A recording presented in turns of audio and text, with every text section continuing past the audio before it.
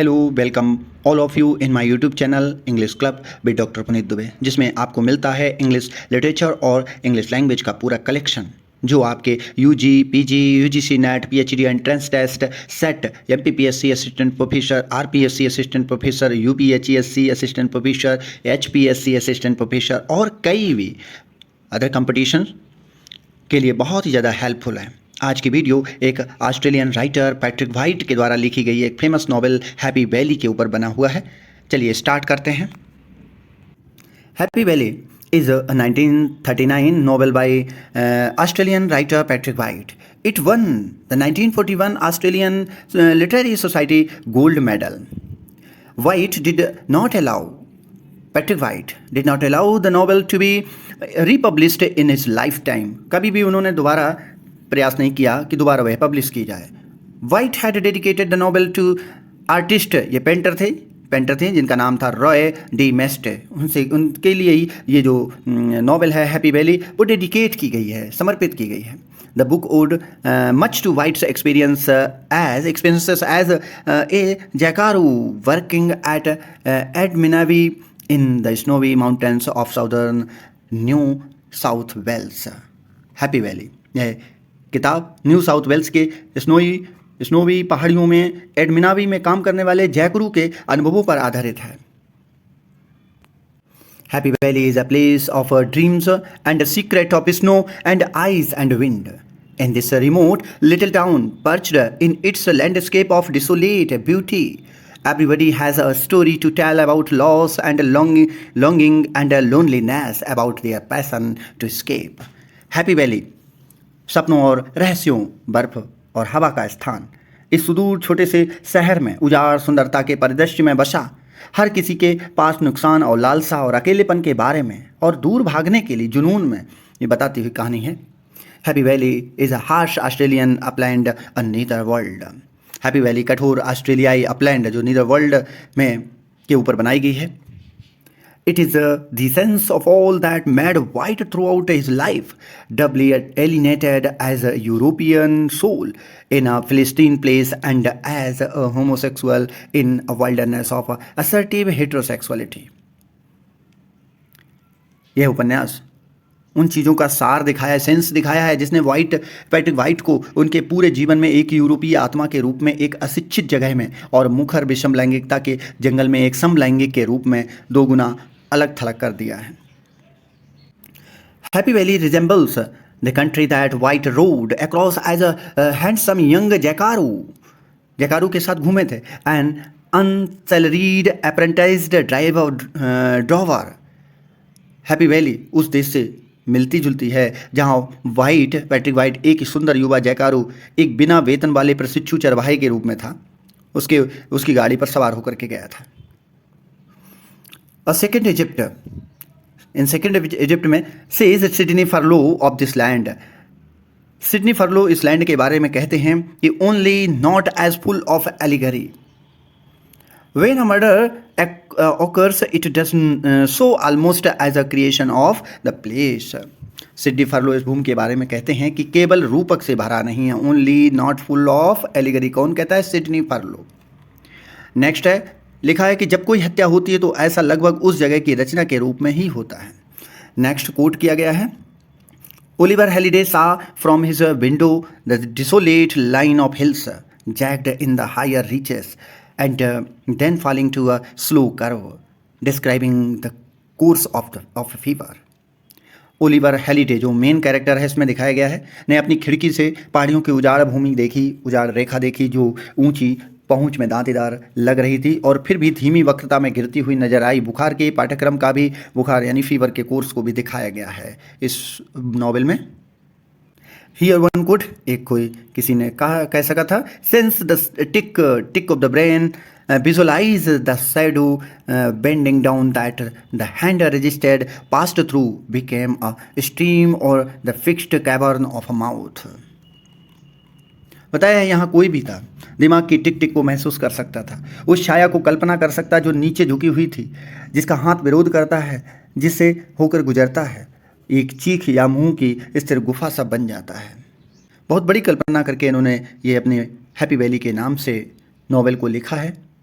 Next point, the novel stands up well in the high company of its latter brethren.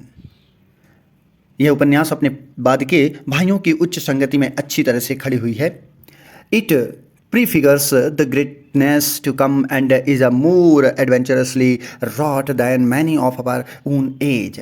यह आने वाली महानता को दर्शाता है और हमारे अपने लोगों युग के कई लोगों की तुलना में अधिक साहसी रूप से गढ़ा गया है. White is a mesmerizing narrator whose prose illuminates the most ordinary object and event in new and gripping ways.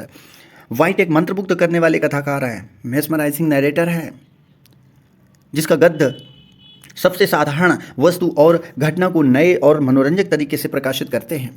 The stream of consciousness passages sometimes seem a little stripping, not as certain as in his latter work. चेतना की धारा means stream of consciousness technique या passage कभी कभी थोड़े संघर्षपूर्ण लगते हैं. उनके बाद के काम की कोई निश्चित जगह नहीं बची. नेक्स्ट कोटेशन है, got to tell like a child that said nothing she made him feel when aunt Jane and of those apples feeling sick was reserved.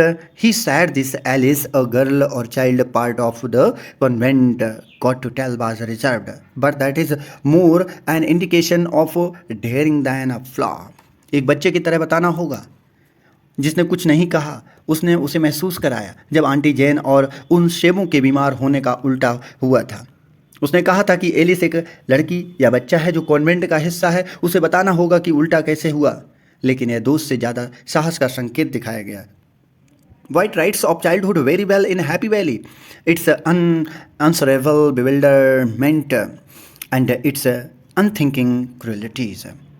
White ने हैप्पी वैली में बचपन, उसकी अप्रतिम घबराहट और उसकी अविवेकी क्रूरताओं के बारे में बहुत अच्छी तरह से लिखा है. Here is more detailed characters. कुछ कैरेक्टर्स हैं यहाँ पर इंपॉर्टेंट. सबसे पहले कैरेक्टर है Oliver Halliday, a doctor board with his life. अपने लाइफ से बहुत ही ज़्यादा ऊब चुका है और मैरिज से भी. ड्रॉन टू एलिस ब्राउन की तरफ झुकाव उसका ज़्यादा हो चुका है. अब एलिस ब्राउन कौन थी? Alice Brown young piano teacher who picks Halliday's interest, जो हेलीडे के इंटरेस्ट को और भी ज़्यादा आकर्षित कर लेती है, मतलब अपनी तरफ खींच लेती है. Clem Hagen, a farm worker and stud that is brought into oversee work on the Furlow land. Clem Hagen नाम का जो व्यक्ति है एक खेत मजदूर और स्टड जिसे फरलो भूमि पर काम करने की देखरेख के लिए लगाया गया है. नेक्स्ट है Sidney Furlow, the daughter of the local squatter की एक लड़की होती है Sidney Furlow. A beautiful but cold heiress, beautiful होती है लेकिन कोल्ड उत्तराधिकारी होती है. द क्वांग्स हैं ये दुकानदार shopkeepers who observed the events in the town, descendants of a Chinese immigrant. Town में हैप्पी वैली के पास में क्या होता है, घटनाएं घटी होती हैं, इसमें दिखाई गई हैं. मारपीट होती है, कई तरह की घटनाएं भी दिखाई जाती हैं, कई तरह की घटनाओं को अंजाम दिया जाता है. तो यह इन घटनाओं का द कोंग्स निरीक्षण करता है. एक चीनी अप्रवासी के वंशज के रूप में यहाँ पर है. मोरियारिटी द स्कूल टीचर होता है. हेल्प बेल पर एक बैंकर होता है. नेक्स्ट लास्ट है चेफी चैम्बर जो होता है वो द सिंपल्टन, एक सीधा साधा व्यक्ति होता है Chuffy Chambers. Next point, White draws a skilful picture of the isolated town, small and run down. White ने अलग थलग पड़े हुए छोटे और जीर्ण शीर्ण शहर का एक कुशल चित्र अपने शब्दों में बनाया है. इंपॉर्टेंट कोट है, Happy Valley became the peculiarly tenacious scab on the body of the brown earth. You waited for it to come away, leaving a patch of pinkness underneath. You waited and it did not happen, and because of this you felt there was something in its nature particularly perverse. बताया है Happy valley भूरे रंग की धरती पर एक अजीबोगरीब पपड़ी सी बन गई है. आप उसके नीचे गुलाबी रंग का एक पैच छोड़कर जाने का इंतजार कर रहे हैं. आपने इंतजार किया और ऐसा नहीं हुआ, और इस वजह से आपको लगा कि उसकी प्रकृति में कुछ खास तौर पर विकृतियां हैं. Happy valley is a book built around the main love triangle, but there is so much more to enjoy. इसमें लव ट्रायंगल भी है जो कुछ ज़्यादा ही आनंद देने के लिए है. Happy valley is a book built around the main love triangle. Okay, ये इंपॉर्टेंट भी है. White creates a great ensemble cast of characters, including the inscrutable Kongs. Inscrutable Kongs. White ने गूढ़ जो कॉन्ग्स हैं सहित कई बेहतरीन किरदारों का भी निर्माण किया है इस बुक में. The family faces subtle discrimination looked down upon by the Anglo residents, tolerated for their use in providing daily goods. परिवार को सूक्ष्म भेदभाव का सामना करना पड़ता है. एंग्लो निवासियों द्वारा इसे नीचा दिखाया जाता है. दैनिक सामान उपलब्ध कराने में उनके उपयोग के लिए उसे सहन किया जाता है. Oliver Halliday, the local doctor who tried to run away 2 years earlier, is broken by the stifling culture and plans to escape with or without his family. स्थानीय डॉक्टर जो ओलिवर हैलिडे है, जिसने सालों पहले युद्ध में भागने की कोशिश की थी, दम घोटू संस्कृति से टूट चुका होता है और अपने परिवार के साथ या उसके बिना ही भागने की योजना बना लेता है. कोई भागे ना भागे, लेकिन वह भागने की योजना बना लेता है.